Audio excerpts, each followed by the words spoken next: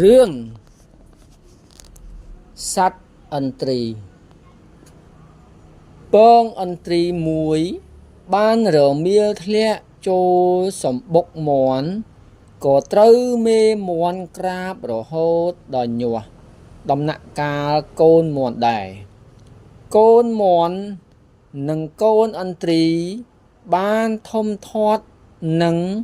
ដើររកចំណីស៊ីជាមួយគ្នាពីតូចរហូតដល់ធំកូនឥន្ទ្រីមិនចេះហើរទេហើយវាក៏មានទម្លាប់ដូចកូនមាន់ដែររាល់ពេលកូនឥន្ទ្រីដើររកចំណីវាតែងឃើញស្រមោលសត្វហើរនៅលើមេឃវាឆ្ងល់ក៏សួរទៅមេមាន់ប្រាប់ទៅវិញថានោះគឺសត្វឥន្ទ្រីដែលកំពុងហោះហើរបានមិនដូចយើងជាមាន់ទេដែលជាសត្វរស់នៅ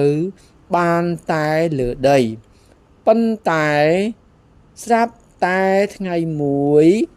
ពេលកូនឥន្ទ្រីដើរកាយដីរកចំណីតែម្នាក់ឯងក៏បានជួបនឹងមេឥន្ទ្រីសួរឯងទៅណាចំណីជាមួយនឹងយើងទេ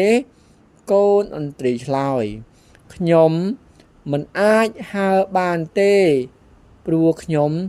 ជាសត្វមាន់មេឥន្ទ្រីទេឯងអាចហើរបានបើមិនជឿឯងសោកស្ដាយឬក៏លោតឡើងលើដុំថ្មនេះមើលកូនឥន្ទ្រីក៏លោតបានឯងសាកលោតឡើងលើរបងនេះមើលសាកលោតឡើងលើដើមឈើនេះមើលសាកទៅទះស្លាបឲ្យខ្លាំងហើរឡើងលើភ្នំមើលវាក៏អាចធ្វើបានទៀតឯងសាកហោះហើរលើអាកាសមើលកូនឥន្ទ្រីក៏អាចហោះហើរបានអាចមើលឃើញឆ្ងាយហើយក៏មានសេរីភាពតាំងពីនោះមកទៅ